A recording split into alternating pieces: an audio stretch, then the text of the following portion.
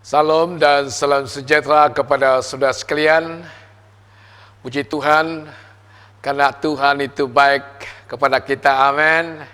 Dan tidak terlambat bagi saya untuk mengucapkan selamat hari Natal kepada semua saudara sekalian dimanapun Anda berada pada masa ini. Saudara sekalian, mari kita datang kepada Tuhan dan siapkan hati kita untuk mendengarkan firman Tuhan. Mari kita berdoa. Bapa di sorga, pada saat ini Tuhan kami datang kepadamu dan kami menyerahkan waktu ini ke dalam tangan Tuhan. Dan kami mengundang kemuliaan hadirat-Mu ya Tuhan, memenuhi ruangan ini, memenuhi setiap hati kami, memenuhi setiap dimanapun kami berada.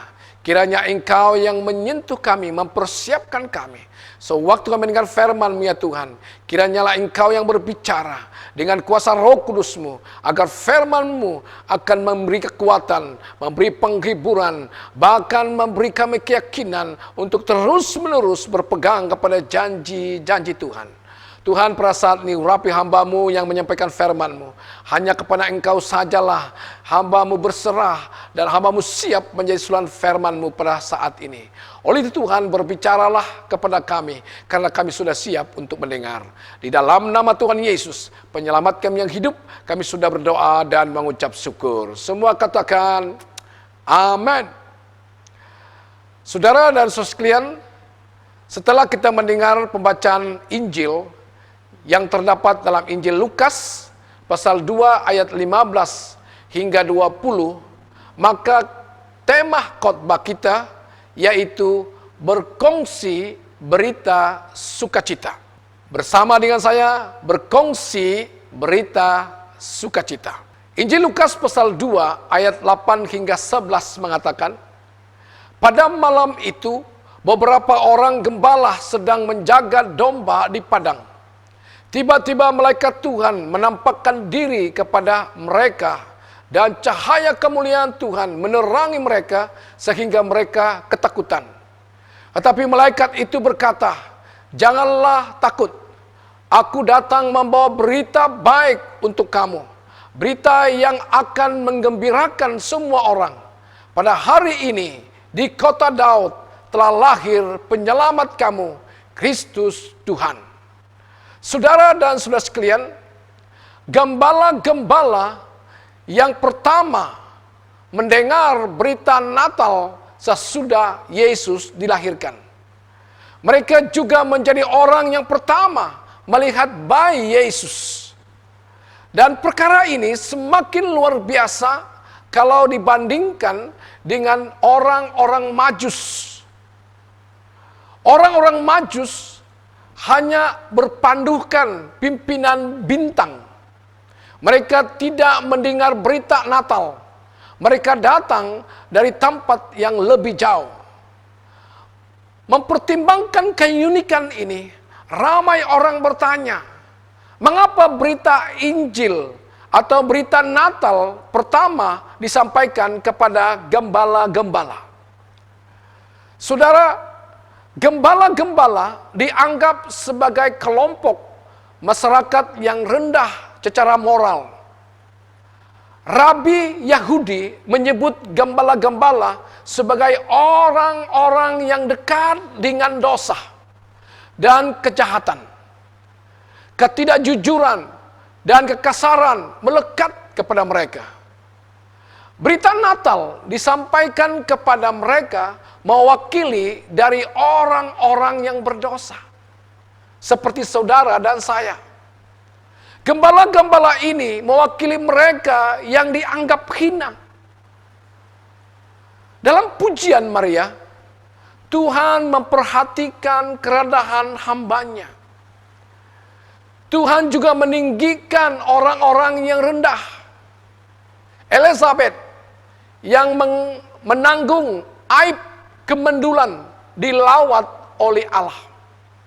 Pada awal pelayanannya, Yesus Kristus mengutip Yesaya pasal 61 ayat 1 hingga 2 dan memberitakan kabar baik kepada mereka yang kurang beruntung, yaitu orang miskin, orang tawanan, orang buta, dan orang yang tertindas.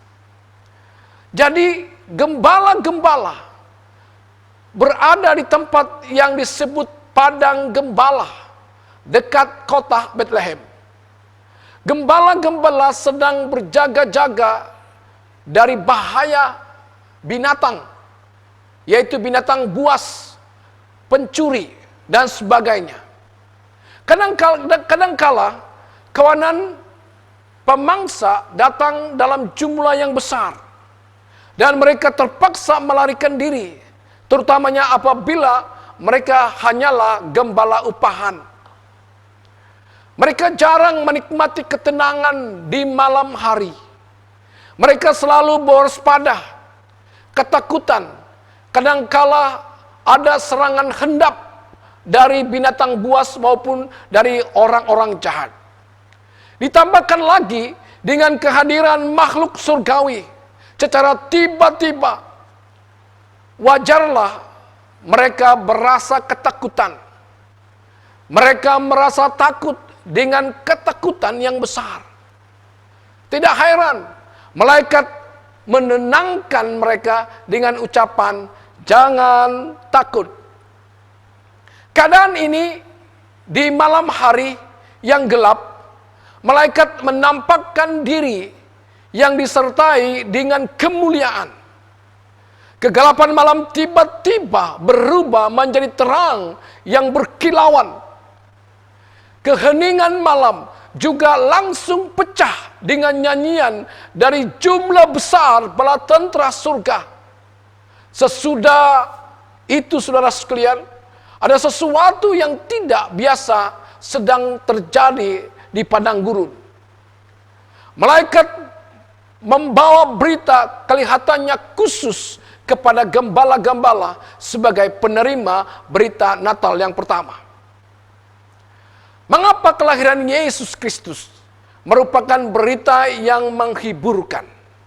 Pertama, saudara, beritanya mengandungi kabar baik mengenai kesukaan besar. Injil Lukas pasal 2 ayat 10 mengatakan, "Tetapi malaikat itu berkata, 'Janganlah takut, aku datang membawa berita baik untuk kamu, berita yang akan menggembirakan semua orang.'" Kata kesukaan yang dibicarakan atau diungkapkan bukan sukacita yang biasa, melainkan sukacita yang besar. Kalau kelahiran Yohanes Pembaptis sahaja memberi sukacita, apatah lagi kelahiran Yesus Kristus. Amin. Itu memberi sukacita yang besar bagi kita. Sehubungan dengan perkara ini, malaikat pun bersukacita dan memuji Allah. Gembala-gembala juga memuji dan memuliakan Allah. Kenapa, saudara? Karena ada berita kesukaan besar. Yang kedua, beritanya mengandungi mengenai keselamatan. Injil Lukas pasal 2 ayat 11. "Pada hari ini di kota Daud telah lahir penyelamat kamu, Kristus Tuhan." Perkara yang menarik yaitu munculnya gelaran untuk Yesus.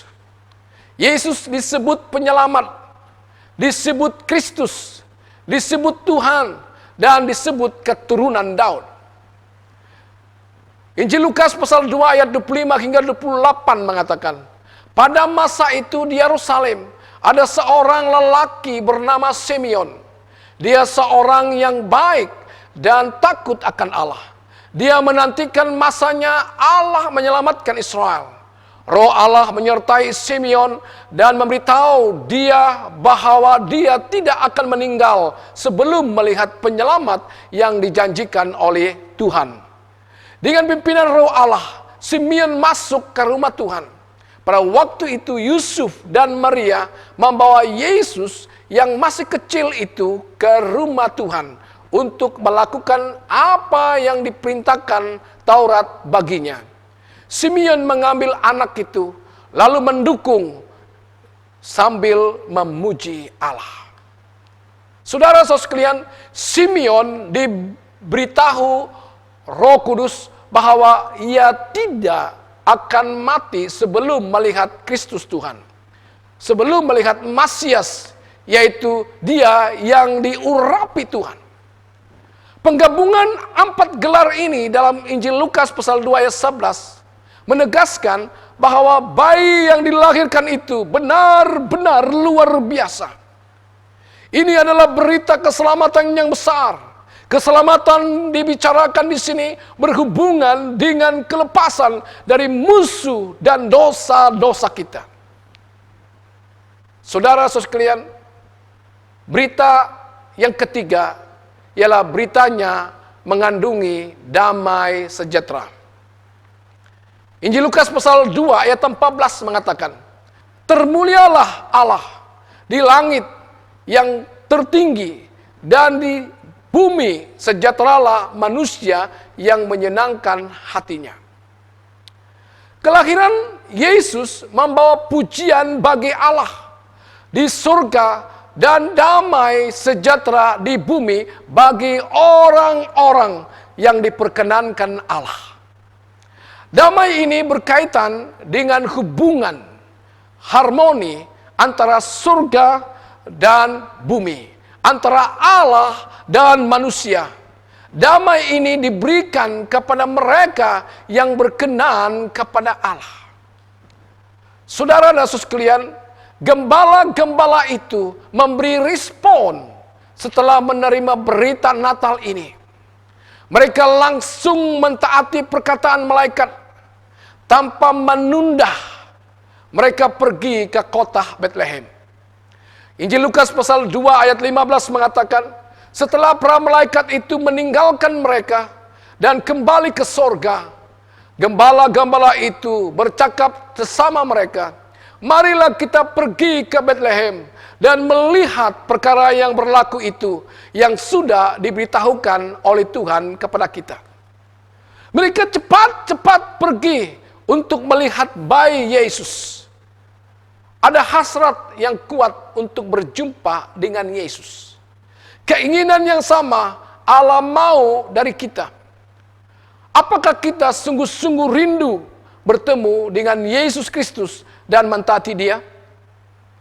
Injil Lukas pasal 2 ayat 20 mengatakan, semua gembala itu kembali ke padang sambil memuji-muji Allah bagi segala yang sudah didengar dan dilihat oleh mereka, karena semuanya tepat seperti yang dikatakan oleh malaikat. Saudara dan saudara sekalian, gembala-gembala itu memuji dan memuliakan Allah. Luapan kegembiraan terpancar dengan jelas di hati dan di wajah mereka. Pujian malaikat kini menjadi pujian mereka. Damai sejahtera yang dijanjikan menjadi milik mereka. Hidup mereka dikuasai oleh sukacita. Apakah hidup kita juga diwarnai oleh sukacita surgawi? Malaikat surgawi berkongsi berita sukacita kepada gembala-gembala. Kini gembala-gembala itu menerima dan mengalami berita sukacita itu, sehingga mereka memuji dan memuliakan Allah. Marilah kita yang menerima dan mengalami berita sukacita dari sorga ini, berkongsi kepada mereka yang belum menerima berita mengenai keselamatan dan damai sejahtera ini, supaya mereka memuji dan memuliakan Allah, karena Dia layak ditinggikan, layak dimuliakan. Oleh itu saudara sekalian, setelah kita merayakan Natal, bawalah berita sukacita ini kepada mereka yang belum menerima sukacita. Marilah kita datang kepada Tuhan dalam doa kita. Mari kita berdoa. Terima kasih Bapa atas firman-Mu yang sederhana. Kiranya sukacita dari sorga menguasai hati, pikiran, dan hidup kami. Agar itu memencar keluar kepada mereka yang belum menerima sukacita. Karena sukacita yang sesungguhnya datang daripada-Mu. Dan biarlah Engkau memberikan kemampuan bagi kami ya Tuhan, agar kami dapat memuji dan memuliakan Engkau. Seperti gembala-gembala memuji memuliakan Engkau. Seperti malaikat-malaikat memuji dan memuliakan Engkau. Karena sukacita sejati daripada-Mu. Oleh Tuhan pada saat ini berkatilah setiap kami yang mendengarkan firman-Mu. Dan biarlah Engkau ditinggikan dan dimuliakan, agar setiap kami dipenuhi dengan sukacita yang besar dari Tuhan. Terima kasih Tuhan atas firman-Mu. Berkati kami semua. Di dalam nama Tuhan Yesus, penyelamat kami yang hidup, kami sudah berdoa dan mengucap syukur. Semua katakan, amin.